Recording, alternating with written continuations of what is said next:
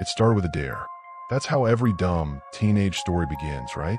Someone says you won't do it, your pride kicks in, and the next thing you know, you're knee-deep in something that leaves you changed forever, if you're lucky. It was mid-July, heat thick in the air like syrup. The kind of heat that clings to your skin, makes your clothes feel wet. My town, Lawrenceville, Indiana, is a speck on the map, surrounded by miles and miles of cornfields. And just past Old Mill Road, there's a stretch of land no one talks about after dark. Locals call it Blackacre. It's not on any real map. It's all fenced off, half overgrown, and covered in warning signs that say no trespassing and government property. And of course, someone always wants to know what's inside. So when my idiot friend Jake dared me to hop the fence one night and walk to the center of it, I said yes. It wasn't because I'm brave. I'm not. I was 17 and stupid and hopelessly trying to impress Clara Thompson, who had the kind of eyes that could make you commit crimes. We met at Jake's barn at 11 p.m. The cornfield loomed like a black ocean under a starless sky. The others stayed behind while I crossed the road alone. It was dead quiet. No crickets, no wind, just silence and the soft crunch of dirt under my sneakers. The fence wasn't hard to climb. Rusted barbed wire, brittle in places. I dropped into the tall grass, flashlight in hand, and started walking toward the middle. It was supposed to be 100 yards in, 5 minutes tops, but I never reached the middle. The corn rows grew taller and tighter the deeper I went. My flashlight flickered twice, then died completely. I tapped it, cursed under my breath, but it was useless. The phone in my pocket had no signal, just static bars and a blank screen. Even the moon had disappeared behind clouds. I turned around to head back, and the corn shifted. Not the wind. I'm telling you, it moved like something was crawling through it. Low, fast. I froze, heart hammering so hard I could hear it. I whispered, "Jake?" No answer, just that soft rustling sound. I spun in a circle, trying to get my bearings, but everything looked the same. Rows and rows of corn, endless and dense. My breathing sped up. I tried calling out louder. "Jake, Clara, this isn't funny." The corn behind me parted just slightly, enough for me to see a shape. Something tall and narrow. Its head scraped the tops of the stalks, maybe 7 feet up. But it wasn't just the height. It was the way it moved. Like it didn't walk. It glided. And the smell, God, the smell. Rotting meat and sulfur. I turned and ran. I didn't care which direction, just away. But the rows never ended. They bent and twisted like a maze designed to trap me. I ran until my legs burned, until I was screaming for someone, anyone, to pull me out. And then I fell, not onto the ground, into it. There was a hole, just big enough for my body, covered in loose corn husks. I landed hard, knocking the wind out of me. When I opened my eyes, I was surrounded by bones. Not animal bones, human ones. Skulls, ribs, spines. I scrambled up, clawing at the edge, trying to climb out. The stalks above rustled again. Something was watching. A hand reached down, not human. Long fingers, joined in the wrong places, tipped with claws. The skin was pale and pulsing, like stretched raw chicken. I don't remember much after that. I screamed until I passed out, I think. When I woke up, I was lying outside the fence, the sun rising in the sky. My friends were gone. So was the hole. The bones. Everything. Jake's parents reported him missing that afternoon. They never found his body. I didn't talk for days. And when I finally did, no one believed me. They said Jake probably ran away, or drowned in the creek, or got caught by someone worse than whatever I described.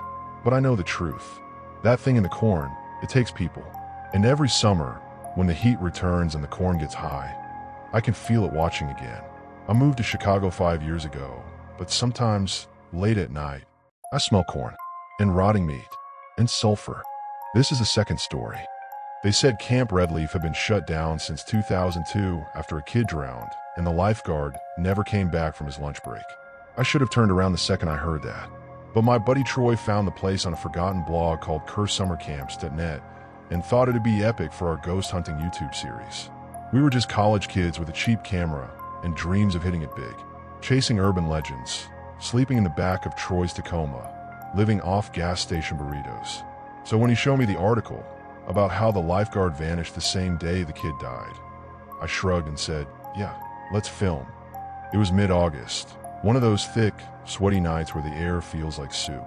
We parked a half-mile away and hiked in, gear rattling in our backpacks. Camp Redleaf was just as creepy as you'd imagine. Abandoned cabins, rotting canoes, moss-covered piers. But the weirdest thing? The pool was still full. Crystal clear even, like someone had cleaned it just for us. Troy thought it was hilarious. "Maybe the ghost lifeguard still does maintenance," he said with a smirk, filming me while I rolled my eyes. We did our usual routine.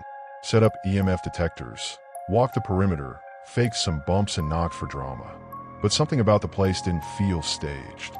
The pool lights flickered, even though there shouldn't have been power. And around midnight, the lifeguard chair started creaking like someone was climbing into it. But the chair was empty. I pointed the camera at it. "Hello, anyone here?" The water in the pool rippled slightly, like someone had just jumped in without making a splash. Then we heard it. A whistle. Short, shrill, and so close it felt like it had come from right behind my ear. Troy spun around, wide-eyed. "You got that on audio?" I nodded, checking the mic. That's when we noticed the ladder. It was dripping wet, but neither of us had touched it. No animals, no wind, nothing. Just wet metal steps leading up to the lifeguard chair. And then the chair creaked again. We backed away, slowly. "Let's pack up," I whispered. "No, man, we stay. This is the footage we need," Troy said, holding his phone out to capture everything. Then we saw the shape, in the water. At first, it looked like a shadow beneath the surface, but it rose slowly. A man, pale, muscles tight like a swimmer's. His eyes milky, lips blue. He had no pupils, just white fog where they should have been. And clenched between his teeth was a silver whistle. He floated to the surface and stood on the edge of the pool like gravity didn't matter. Then he pointed. At Troy. I shouted, "Run," but Troy didn't move. His legs shook, eyes wide in terror as the man blew the whistle again. It was deafening this time, piercing. The sound made my nose bleed. Troy took a step forward, then another. "Dude, stop. Don't go in." But it was like he was in a trance. I tried grabbing him, but his body was cold, icy. He looked at me like he didn't recognize who I was. Then he jumped into the pool. No splash, just silence. The water rippled once and stilled. I screamed his name over and over, dived in after him, searched every inch, held my breath until my lungs burned. Nothing. Troy was gone, but the man, the lifeguard, was sitting in a chair now, whistle between his teeth, watching me. I crawled out of the water, shivering and shaking, and ran. The cops found me wandering Old Redleaf Road, soaking wet and mumbling nonsense. They searched the pool the next day and found nothing. No water, no body, just a cracked cement basin filled with dry leaves and a rotting raccoon. They told me the pool had been drained for 20 years. There was no water. There had never been water. But I know what I saw. I checked the footage later. Everything was there, except the lifeguard, except the whistle, except Troy. Just me screaming at the edge of an empty, bone-dry pool. Tone intact. This is the last story. If you're watching this, then I've already broken the one rule that kept me alive. Never speak about Lake Echo. But it's too late now. I don't care if it finds me. I just need someone else to know. It happened last summer, during the 4th of July weekend. Me and 3 of my friends, Danielle, Chris, and my girlfriend Marissa, rented a cabin up near Ashfield, Maine. Super remote, just off a dirt trail with no cell signal, and only one neighbor half a mile down. The perfect horror movie setup, right? There was a lake too, glassy, still, beautiful in a fake postcard kind of way. But the locals warned us not to swim in it after dark. They said, "The lake remembers what it's given." Of course, we laughed it off. It sounded like cryptic folklore, some New England ghost story to scare tourists. That night, we grilled burgers, drank too much, and lit sparklers on the deck. The lake just sat there, quiet and dark, like a black mirror. Around midnight, Chris dared us to skinny dip. I should have said no. I really should have. But we were all drunk and fearless and young. So we stripped down, raced to the water, and jumped in. At first it felt normal, cold but clean. I floated on my back, staring up at the stars. Marissa and Danielle laughed near the shallows. Chris swam out deeper. Then we heard him yell. "Something touched me," he shouted, splashing wildly. I laughed. "Fish probably." He swam back to shore fast, eyes wide. "No, dude. It grabbed me. A hand. I swear to God." We were all shivering now, but not from the water. It felt wrong, heavy. The air had changed. Then I saw something, floating where Chris had just been. A face, pale, lips stretched impossibly wide.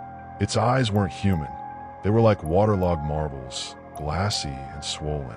And then it sank again, without a ripple. We got out fast, toweled off, locked the cabin doors. Chris wouldn't stop shaking. The next morning, he was gone, vanished. His clothes were still on the floor. Wallet, phone, shoes, untouched. There were wet footprints leading from the dock to the front door. Just one set. We called the police. They searched for 3 days. Drones, divers, dogs. Nothing. No body. No splash. Just gone. After the cops left, I tried researching the lake. Old records, newspaper archives, local legends. Turns out the place used to be a town. A mining town. In 1912, a dam break flooded the entire valley. Over 200 people drowned. The government never recovered the bodies. They just built a lake over it and renamed it Echo. Some say the lake is hungry, that it never forgets the ones it swallows. And if you disrespect it, by swimming drunk, by laughing too loud, by not listening, it takes someone in return. It's been a year now. Danielle died in a car crash last fall. Marissa went missing in March. That's 3 of us. I'm the last. And last night, I heard dripping in my hallway. Footsteps. Wet. Slow. It's come for me. I said on my phone, I'm recording this now in the hope someone finds it before the lake erases me completely. So listen closely.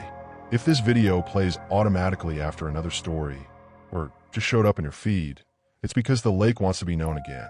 Like it, share it, comment your name below so the lake knows you saw, and subscribe because it's easier for it to find you that way. You think I'm joking? Go ahead. Say the name out loud. Lake Echo. Just once. It'll hear you. And next summer, it might come calling.